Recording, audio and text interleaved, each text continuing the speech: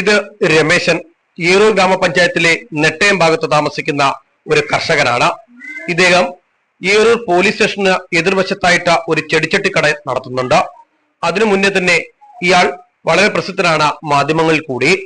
ഈറൂർ ഗ്രാമപഞ്ചായത്തിൽ നടപ്പിലാക്കി വരുന്ന സൗന്ദര്യവൽക്കരണ പദ്ധതിയുടെ ഭാഗമായി ഇദ്ദേഹത്തിന്റെ കടയിൽ നിന്നും ഈറൂർ ഗ്രാമപഞ്ചായത്ത് ചെടിച്ചട്ടികൾ വാങ്ങിയിരുന്നു. എന്നാൽ സമയത്ത് പണം നൽകാത്തതിൽ പ്രതിഷേധിച്ചുകൊണ്ട് ഒട്ടയുമായി ഇദ്ദേഹം ഈറൂർ ഗ്രാമപഞ്ചായത്തിൽ പ്രതിഷേധം നടത്തിയിരുന്നു. തൊട്ടടുത്ത ദിവസം തന്നെ പഞ്ചായത്തിൽ നിന്നും പണം രമേശന് ലഭിക്കുകയും ചെയ്തു.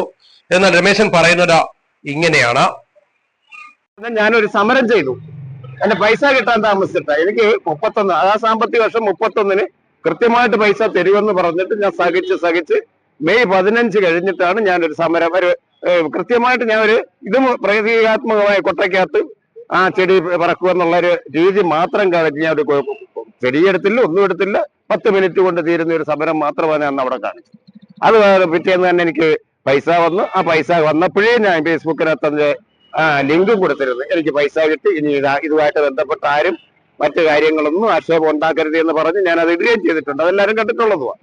അത് കഴിഞ്ഞിട്ട് ഈ പൈസയും തന്നിട്ട് പിറ്റേന്ന് തന്നെ എന്റെ കടയിലേക്ക് ആളിനെ പറഞ്ഞു വിട്ട് അവരെ ഞാൻ ഒന്നും പറയത്തില്ല. കാരണം എന്ന് പറഞ്ഞാൽ അവരെന്റെ അടുത്ത് കൃത്യമായിട്ട് പറഞ്ഞു, ഞങ്ങൾ ഇവിടെ കീഴ് ഉദ്യോഗസ്ഥര, ഇവര് പറയുന്നത് കേട്ടേ പറ്റൂ, അവരുടെ ജോലി നഷ്ടപ്പെടുന്ന ഒരവസ്ഥ ഞാൻ മുഖാന്തരം ഉണ്ടാവരുത്, എനിക്കൊരു ജോലി ആർക്കും കൊടുക്കാൻ പറ്റത്തില്ല.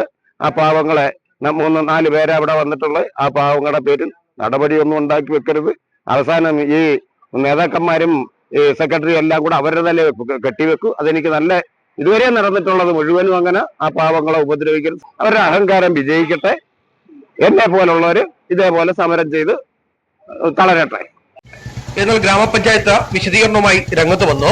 യാതൊരു തരത്തിലുള്ള നോട്ടീസോ മറ്റോ രമേശന്റെ കടയ്ക്ക് നൽകിയിട്ടില്ലെന്നും കട അടയ്ക്കാനായിട്ടുള്ള നിർദ്ദേശം നൽകിയിട്ടില്ലെന്നുമുള്ള വിശദീകരണവുമായിട്ടാണ് ഈറൂർ ഗ്രാമപഞ്ചായത്ത് രംഗത്ത് വന്നിരിക്കുന്നത്. രമേശൻ പറയുന്നത് തനിക്ക് കടയ്ക്ക് ലൈസൻസ് ഉണ്ടായിരുന്നതായും എന്നാൽ അത് പുതുക്കണമെന്നുള്ള കാര്യം തനിക്ക് അറിയത്തില്ലായിരുന്നു എന്നുള്ള വിവരമാണ് രമേശൻ നൽകുന്നത്. എന്തായാലും രമേശൻ ഇപ്പോൾ യാചനാ സമരം നടത്തി വരികയാണ്. രമേശൻ ഈറൂർ ഗ്രാമപഞ്ചായത്തിൽ വിവരാവകാശം നൽകിയിരിക്കുകയാണ്. ആ വിവരാവകാശത്തിന്റെ രേഖകൾ തനിക്ക് കിട്ടുന്നതുവരെ താൻ 1 രൂപ യാചിച്ചുകൊണ്ടുള്ള സമരം തുടരുമെന്നാണ് രമേശൻ പറയുന്നത്. പറഞ്ഞിട്ട് പോയി. അതുകൊണ്ട് ഇനി ലൈസൻസ് പുതുക്കാനായിട്ടുള്ള എല്ലാ സാധനങ്ങളുമായിട്ട് പഞ്ചായത്തിൽ വന്നതിന് ശേഷം നിങ്ങൾ കട തുറന്നാൽ മതി എന്ന് പറഞ്ഞതിന്റെ അടിസ്ഥാനത്തിൽ ഈ സംഭവം ഉണ്ടായത്.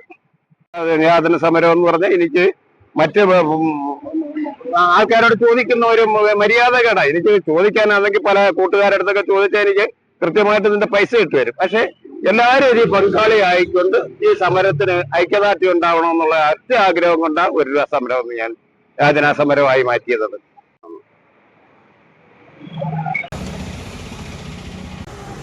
News desk Kerala news.